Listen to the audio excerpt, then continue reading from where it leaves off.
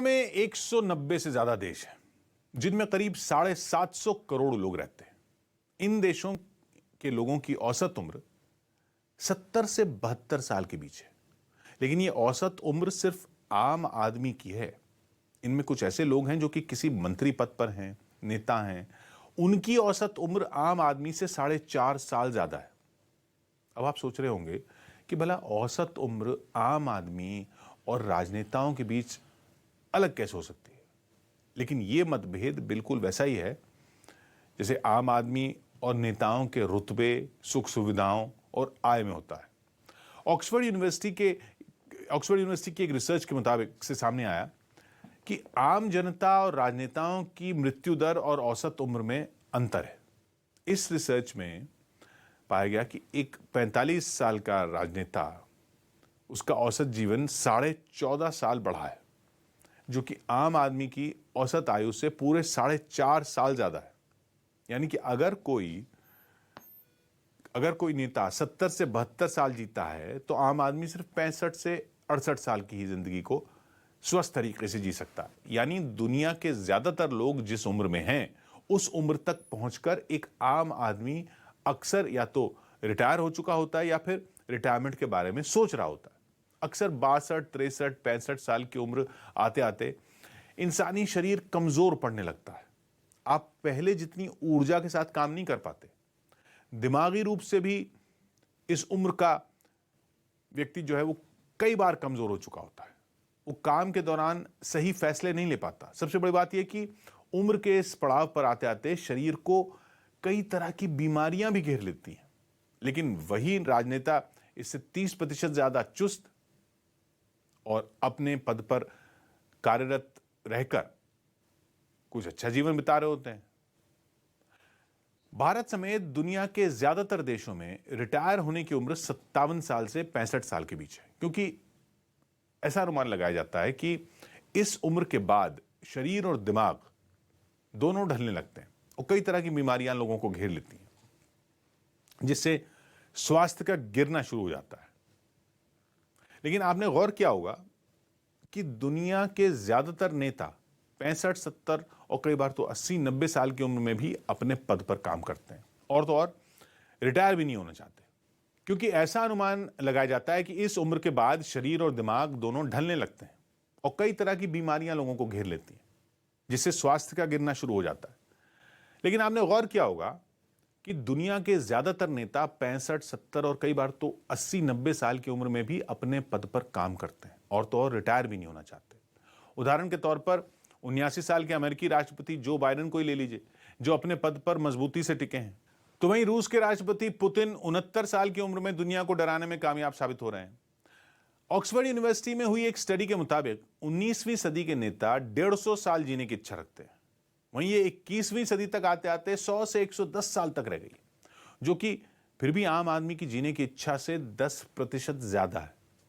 20वीं सदी के दौरान यह अंतर बहुत ही तेजी से बढ़ा है। यूरोपियन जर्नल एपिडेमियोलॉजी में एक रिपोर्ट है, उसके मुताबिक 1% लोग जिनकी सैलरी यानी आय, जो इनकम ज्यादा है, उनकी जीवन दर 15 साल ज्यादा है। इनमें राजनेता भी शामिल है। मतलब नेताओं की कमाई ही जनता से ज्यादा नहीं होती, बल्कि उनकी उम्र में भी फासला होता है।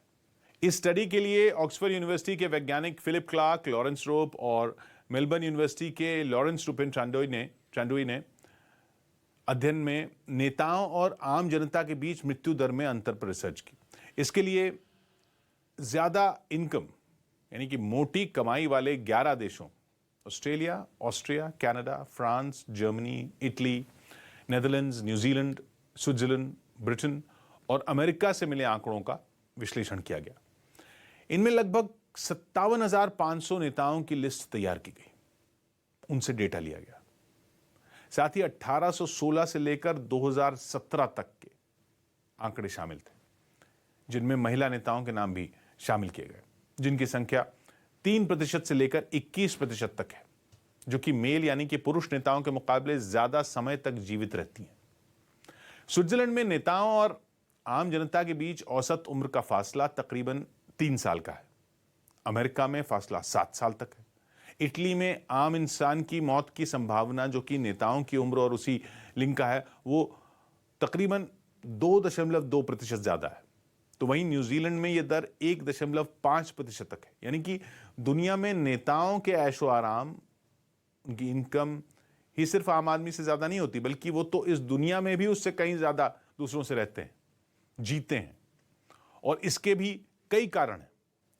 नेताओं के पास वो सारी सुविधाएं उपलब्ध हैं जो कि यकीनन आम आदमी के पास नहीं है। बाकी समाज के मुकाबले नेताओं के पास शिक्षा के अच्छे अवसर हैं, जिससे उनके दिमाग में वृद्धि होती है। स्वास्थ्य के अच्छे विकल्प हैं, बेहतर खाना पीना, अच्छे हॉस्पिटल में इलाज करवाना, कहीं आने जाने के लिए गाड़ी का इस्तेमाल करना, प्रदूषण से दूर रहना, महंगे घरों में रहकर खुली हवा में सांस लेना, अच्छी आय होने के वजह से रोजमर्रा की चीजों और पैसों से जूझने की चिंता न होना। 20वीं सदी में एक राजनेता की औसत आय सालाना 80 लाख रुपए आंकी गई। वहीं आम आदमी की औसत आय 3 लाख रुपए के आसपास थी।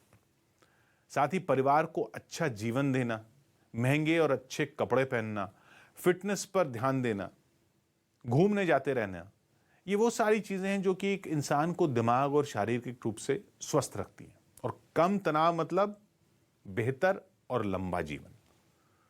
तो वहीं एक आम आदमी रोज सुबह से उठकर रात तक अपनी बेसिक नीड, यानी कि रोज की जरूरतों के लिए भटकता रहता है, या तो उसकी चिंता में ही अपना आधा जीवन व्यतीत कर देता है। और उस पर रही से ही कसर जो है महंगाई और कम सैलरी पूरी कर देती है। ये वो सारे कारण हैं जिनसे आम आदमी रोज घिरा रहता है।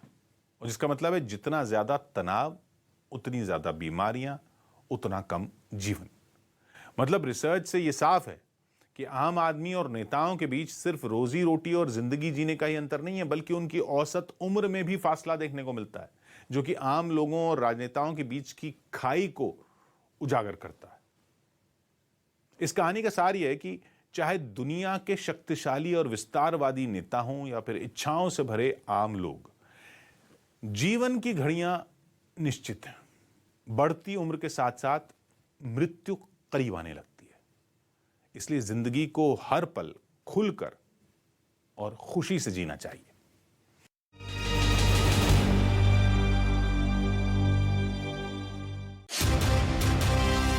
चैनल जो है आपके भरोसे पर उतरने में नंबर वन, सच की राह पर चलने में, आपके लिए लड़ने में नंबर वन, आपकी आवाज बनने में। जिसके पास है एंकर की टीम नंबर 1, जो है राजनीति के खेल से लेकर खेल की कवरेज में नंबर 1।